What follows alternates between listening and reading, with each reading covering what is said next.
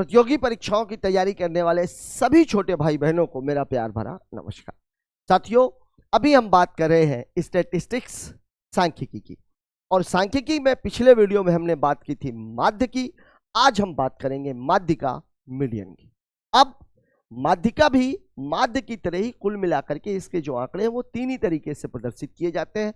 अब उन आंकड़ों से हमें तुरंत में आंसर तक एक्यूरेसी के साथ कैसे पहुंचना है आज के वीडियो में हम सीखेंगे। आइए देखते हैं आज का ये वीडियो और इसमें हम सीखते हैं माध्यिका को ज्ञात करने के अलग अलग तरीके। पहली तरह की जो माध्यिका है वो तो ये आती है। अब इस तरह के सवालों में हमें करना क्या है, इसमें दो स्थिति रहती है। पहली स्थिति तो ये रहती है, ये जो पदों की संख्या है, जो पदों की संख्या है, पदों की संख्या। पहली स्थिति तो रहती है कि ये जो है क्या हो, विषम हो। विषम हो तब तो बहुत आसान है। विषम अगर है तो आपको करना क्या है, n+1 अपॉन 2 वे पद का, यही आपकी माध्यिका हो जाए। ठीक है, लेकिन अगर सम है, सम है, सम है तो आपको क्या करना है, n/2 पद प्लस अगला पद और बटे कितना, ये हो जाती है माध्यिका। अब इसको करने के लिए सबसे पहले हमें पदों को क्या करना पड़ता है, आरोही क्रम में रखना पड़ता है। असेंडिंग ऑर्डर में पहले आप उसको अरेंज करेंगे तब आप निकालेंगे। वैसे फॉर्मूला रखने की जरूरत नहीं है, कुल मिलाकर के बीच का मान आपको चाहिए। जैसे आप माध्य में निकाल रहे थे, माध्य में केवल एक चीज ये थी कि माध्य में क्या कर रहे थे अपन, उसमें भी बीच वाले पद का ही तो मान निकालते हैं। माध्यिका में भी वही बात है। इसमें आंकड़ों को आपको आरोही क्रम में रखना है, तब माध्यिका निकलेगी। आरोही क्रम में इसमें आपको योग बटे संख्या करने की आवश्यकता नहीं है। ठीक है, समांतर माध्य में जो माध्य निकलता है वो बिल्कुल एग्जैक्ट होता है, माध्यिका में वो बात नहीं है। माध्यिका में हमें क्या करना पड़ता है कि पदों को हम आरोही, जैसे अब यहां पर पद कितने, टोटल 2, 4, 6, 8, 10 और 11। अब अगर ये 11 पद है तो बीच में कोई पद तो आएगा, बीच में कोई पद तो आएगा। तो 11 पद है मतलब विषम है, तो भैया 11 + 1/2 मतलब ये कितना हो जाएगा, छठवां पद। अब मुझे छठवां पद इसका निकालना है। अब अगर मैं इसको आरोही क्रम में रखूं तो देखिए सबसे छोटा है 0, 0 के बाद है 6, ये 0 हो गया, फिर 6 हो गया, फिर 6 के बाद आप देखिए कौन सा है, 6 के बाद मुझे दिख रहा है 11, 11, 11 के बाद फिर मुझे क्या दिख रहा है, 14, फिर 14 के बाद मुझे क्या दिख रहा है, 14, 14, 14, 14 के बाद क्या दिख रहा है मुझे, 25, 25 के बाद 28, 28 के बाद 25, 25 के बाद 28, 28 के बाद 34, और 34 मुझे 2 बार दिख रहा है, 34 मुझे 2 बार दिख रहा है। फिर 34 के बाद क्या है, 34 के बाद कितना है, 42, 42 के बाद कितना है, फिर 102 2 बार है, ये 42 और फिर ये 102 और फिर 102। अब गिन लीजिए है कि नहीं है, तो ये 3, 3, 6, 6, 3, 9, 9 और 2 11, 11। लेकिन क्या पूरे पदों को लिखने की आवश्यकता है क्या, आपको तो छठवां पद चाहिए, तो शुरू से लेके छठवें पद तक पहुंच जाइए। तो 1, 2, 3, 4, 5 और ये 6, आपका उत्तर कितना हो जाएगा, 28। ये इसकी माध्यिका हो गई। अब इन पदों को अरेंज करने की आवश्यकता थी क्या, नहीं थी। अब अगर 12 पद होते, मान लीजिए 12 पद होते, तो 12 पद होते तो मैं क्या करता, मैं करता ये कि छठवां पद प्लस सातवां पद और बटे कितना कर देता, 2, औसत निकल जाता इसका। ठीक है, तब मैं 7 पद तक निकालता। तो मेरे कहने का मतलब ये है कि आप काम केवल उतना ही करो ना यार जितने की आवश्यकता है। ज्यादा हम क्यों लिखेंगे, पहले वो लकीर के फकीर बने हुए उसको आरोही क्रम में लिख रहे हैं। अरे पहले ही हमने पदों की संख्या देख ली कि भैया 11 है, 11 है, इसका मतलब यह है कि हमें कौन से पद की आवश्यकता है, छठवें पद की। तो हम शुरू से शुरू करेंगे और छठवें पद तक पहुंच जाएंगे, छठवें पद तक पहुंच जाएंगे। हाँ, लिखते टाइम पे आपको थोड़ी सी सावधानी जरूर रखनी पड़ेगी। ठीक है, अब मैं आपको बता देता हूं, इसमें वर्गांतर वाले जो सवाल रहते हैं, वर्गांतर वाले जो सवाल रहते हैं इसकी चर्चा अभी हम थोड़ी देर बात करेंगे। ये वाले सवालों में देखिए क्या स्थिति है, 0 से 10, 10 से 20, 20 से 30, 30 से 40, 40 से 50, 50 से 60, 60 से 70, 70 से 80, बिल्कुल मामला फिट है। ठीक है, अब इसमें जो आपकी माध्यिका होती है, इसमें जो आप मीडियन निकालते हैं, इसमें जो आप मीडियन निकालते हैं, तो यहाँ पे आप फॉर्मूला याद रखिएगा। फॉर्मूला होता है L1 + n/2 minus f upon minus CF upon F और इंटू I, ये फॉर्मूला होता है। अब इसमें पहले आप समझ लीजिए कि कौन सी चीज क्या है। L1 क्या होती है? L1 होती है वर्ग की निम्नतम सीमा। कौन से वर्ग की? आवृत्ति वर्ग की निम्न सीमा, निम्न। L2 क्या हो जाएगी? इसी की वर्ग की कौन सी सीमा? उच्च सीमा, उच्च सीमा, ठीक है। I क्या हो जाएगा? I का मान ही होता है L2 माइनस L1, ठीक है। F क्या हो जाएगी? वर्ग की आवृत्ति, वर्ग की आवृत्ति, आवृत्ति। CF क्या हो जाएगा? CF आपके लिए एक नया टर्म है, आवृत्ति वर्ग के, आवृत्ति वर्ग के पूर्व वर्ग की संचयी आवृत्ति।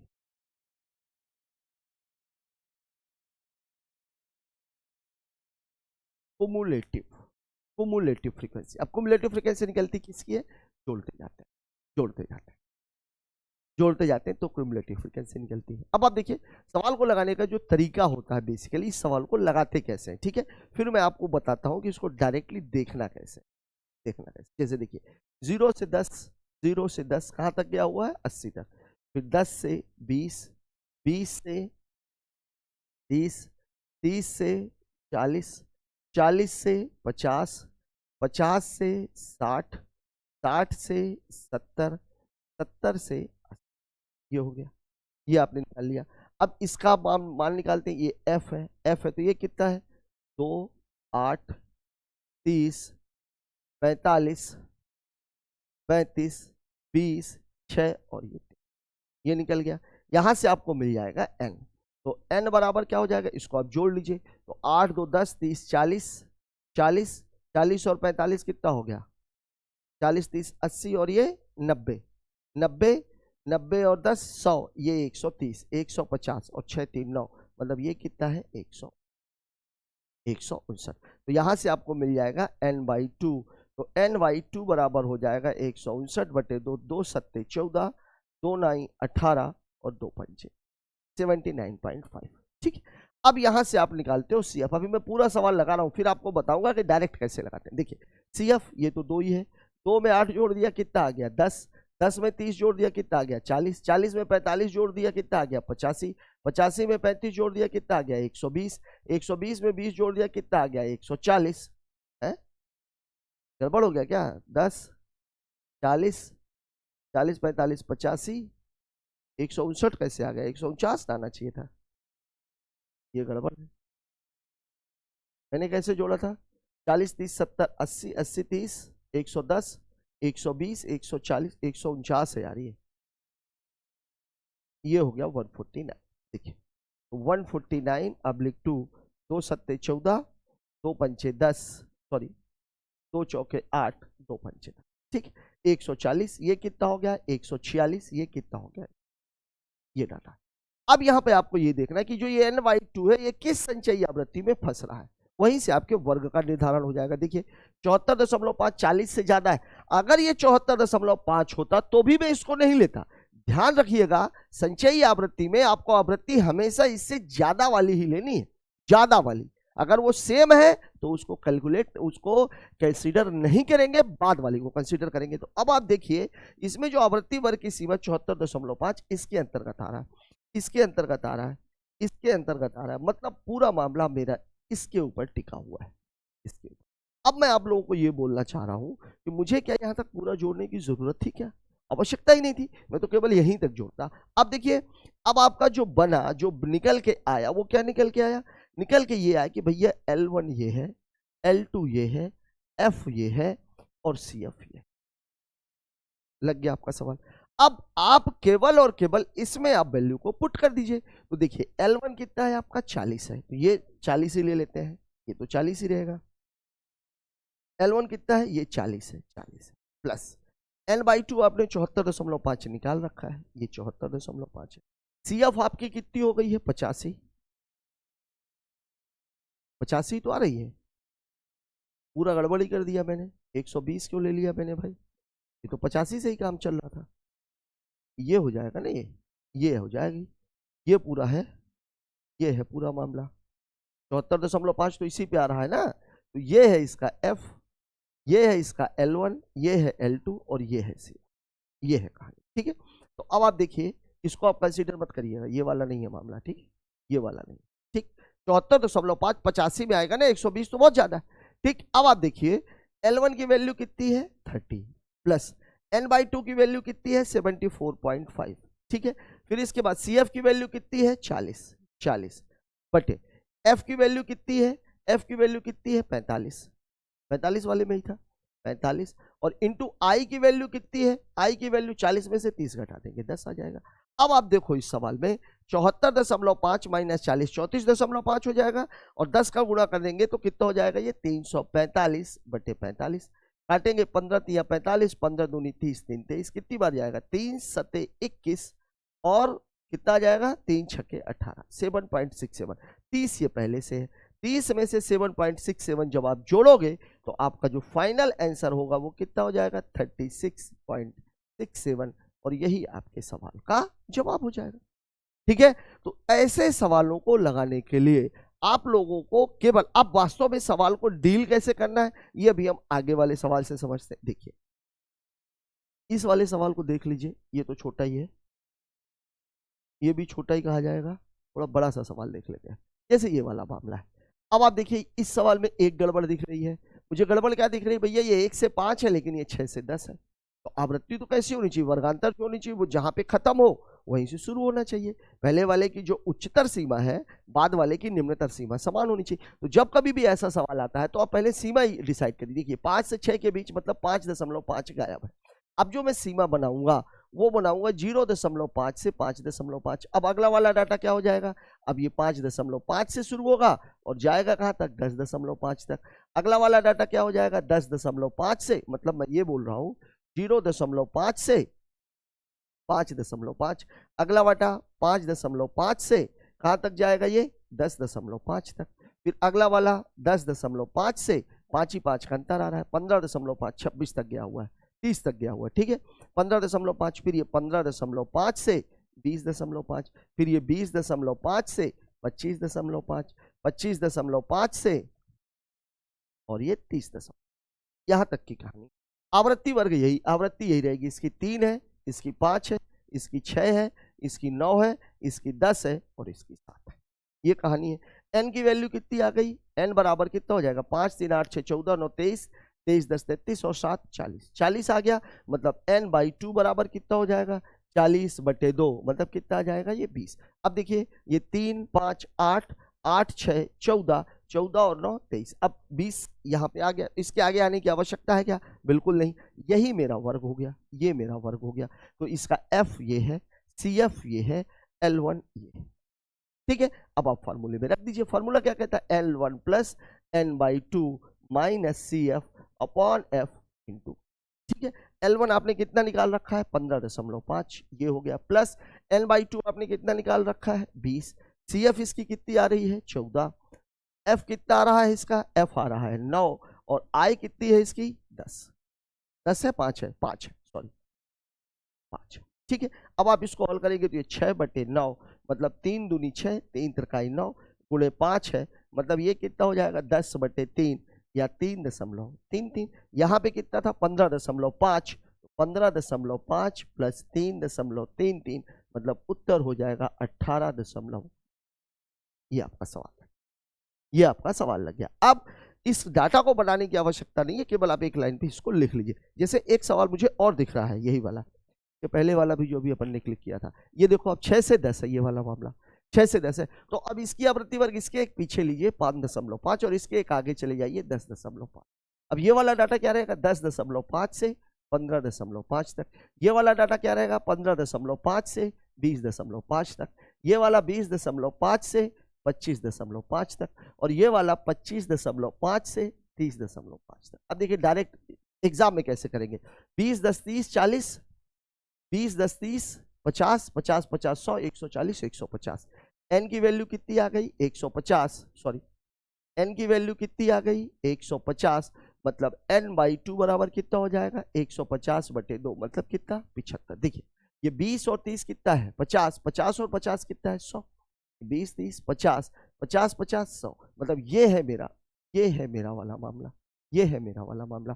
अब देखिए इसकी जो एफ है वो ये है, इसकी जो सी एफ है वो ये है, इसका जो L1 है वो ये है। अब फॉर्मूला क्या है, L1 plus n/2 minus C F upon F into आई।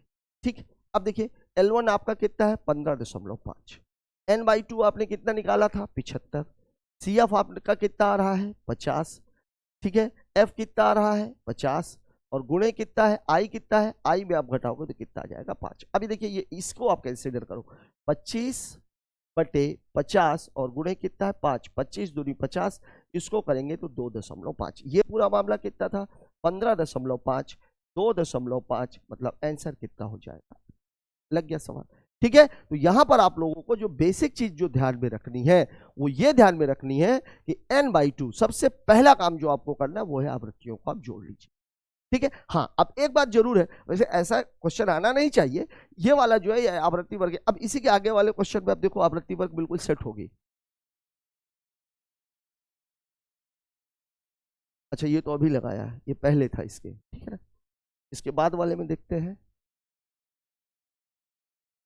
ये तो वो वाला है।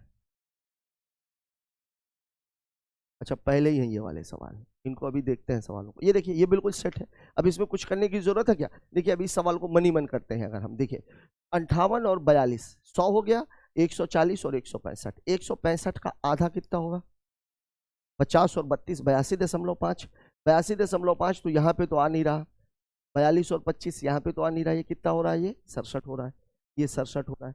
ठीक है, 67 और 8 75 और 50 125, यही तो हो रहा है। 8 7 15, 6 5 11 और 1 12। ठीक है, एन की वैल्यू जो आपने निकाली थी, एन बराबर कितना निकाला था 42 8 60 60 50 110, 42 8 50 50 100 100 140 और 165, 165/2, मतलब ये कितना हो जाएगा 82 अब 82.5 तो इस पे आएगा।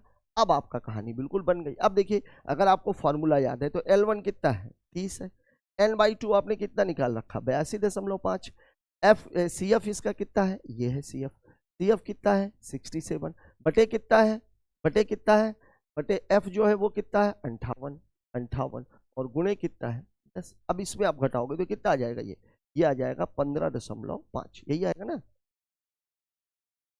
ठीक है 15.5, 7 5 12, ठीक है, बटे 58 और गुणे कितना है, ठीक है, घटेगा कुछ 29। एक काम करते हैं सीधा भाग दो ना, इसको उड़ा देते हैं, 155/58 कितनी बार जाएगा 4 बार नहीं जाएगा, 4 8 32 4 5 20, 3 8 24 3 5 15 2 17, 3 से भी कम जाएगा, 20 बच रहा है, 2 बार जाएगा, 2 8 16 2 5 10, 106 106 49 49 490, 9 पन्ना 45, 9 पन्ना 45, 2.9।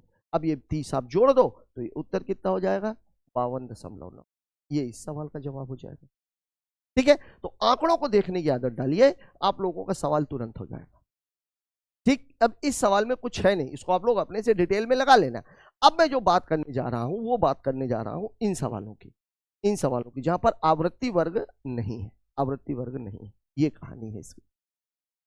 इन सवालों को कैसे डील करना है, अब इन सवालों को देखते हैं कि कैसे डील की। अब इसमें जो है आपको बेसिकली 2-3 चीजें करनी होंगी, 2-3 चीजें करनी होंगी।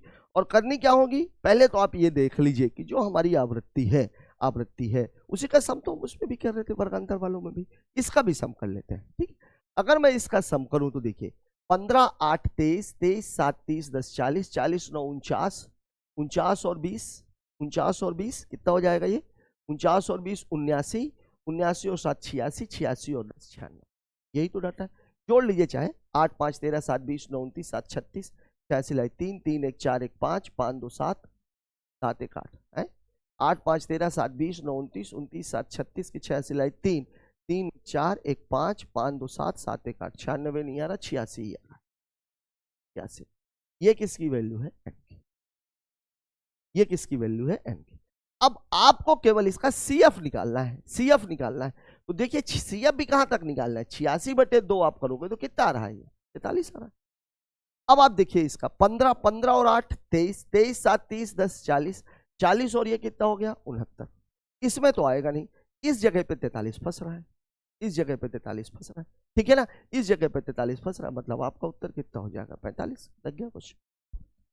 अब इस सवाल में अगर आप देखो तो थोड़ी सी आपको एक चीज ये समझ में आएगी कि भैया जो पहला वाला डाटा था, मतलब पहले वाले जो क्वेश्चंस आ रहे थे और अभी वाले जो क्वेश्चंस आ रहे हैं, इन दोनों का ये मिक्सचर हो गया। इन दोनों का ये क्या हो गया? मिक्सचर हो गया। कैसे मिक्सचर हो गया भाई? मिक्सचर इसलिए हो गया कि वहां पर आपको n निकालने की आवश्यकता नहीं थी, लेकिन यहां पर आपको n निकालने की आवश्यकता तो पड़ रही है ना भाई। n निकालोगे तभी तो आपका सवाल हल होगा, तभी तो आप क्वेश्चन तक पहुंच पाओगे। देखते हैं एक और ऐसा ही सवाल, आगे बढ़ लीजिए चाहे पीछे चले आइए। जैसे भी ये वाला सवाल, इसमें भी आप देखो 3 4 5 6 7 8 9 आवृत्ति। अब आपको निकालना क्या है? n। n मतलब इसको सम कर लीजिए। तो देखिए 7 3 10, 12 और 10 22, 22 8 30 20 50, 10 60 9 69, 69 और 6 75 आ रहा है। वैसे भी जोड़ लीजिए 7 3 10 2 12, 8 20, 20 9 29, 29 6 35 की 5 हासिल की 3, 3 1 4, 4 2 6, 6 और 1 7, 75 आ गया। अब आपको करना क्या है? केवल n/2 निकाल लेना है। तो n/2 कितना हो जाएगा? चाहे 75 है तो इसको एक काम करते हैं, एक और जोड़ करके कर देते हैं क्योंकि विषम है। तो 75 + 1 कितना हो जाएगा? 76/2, मतलब मामला कितने का है? 38 का। देखिए अब 7 3 10, 12 और 10 22, 22 और 28 कितना हो जाएगा? ये 8 10 2 2 4 1 5 50। ठीक है, अब देखिए ये 38 तो इसी के अंतर्गत आ रहा है। 38 जो है वो किसके अंतर्गत आ रहा है? वो तो इसी के अंतर्गत आ रहा है। तो जब इसके अंतर्गत आ रहा है तो वही आपका जो आंसर बन जाएगा। अब आंसर क्या बन जाएगा? आंसर ये बन जाएगा कि इसकी जो माध्यिका है वो कितनी आ जाएगी। लग गया क्वेश्चन। सवाल में कुछ है क्या? सवाल में कुछ है क्या? बिल्कुल बेसिक सी चीज है। n/2 निकाला, n/2 निकालना जिसके सीएफ में फंस गई वही आपका आंसर हो गया। ठीक है, एक आध सवाल और देखते हैं क्या ऐसे ही।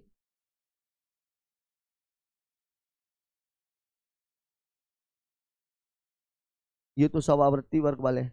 ये वाला देख लीजिए आप, ये वाला भी देख लीजिए आप। 1 2 3 4 5 6 7 8। ठीक है, अब इसका n देखेंगे कितना आ जाएगा? 7 5 12 11, 12 11 23, 9 32, 8 40, 7 47, 47 3 50 और 2 52। n बराबर कितना है? 52। मतलब n/2 बराबर कितना हो जाएगा? 26। क्लियर? ठीक है, अब इसको जोड़िए आप। 7 5 12, 12 11 23, 23 9 32, 32 यही पे ये 26 इसी के अंतर्गत आ जाएगा, 32 के अंतर्गत। आंसर कितना हो जाएगा? 4। लग गया सवाल। ठीक है, तो मेरे कहने का मतलब ये, एक आध सवाल और कोई है क्या ऐसा ही? ये तो वही वाले क्वेश्चन थे। तो साथियों, मेरे कहने का मतलब केवल इतना है कि सवालों को देख करके डरने की आवश्यकता नहीं है। माध्य हो चाहे माध्यिका हो, अगर उसके सही तरीके से अगर उसको अटेम्प्ट करते हो आप, तो आंसर तक आप तुरंत भी पहुंच सकते हो और साथ ही साथ एक्यूरेसी के साथ आप उसके आंसर को निकाल भी सकते हो। आज का ये वीडियो आपको कैसा लगा कमेंट बॉक्स में जरूर बताएं। मिलते हैं कल सांख्यिकी के अगले भाग बहुलक के साथ। तब तक के लिए जय हिंद।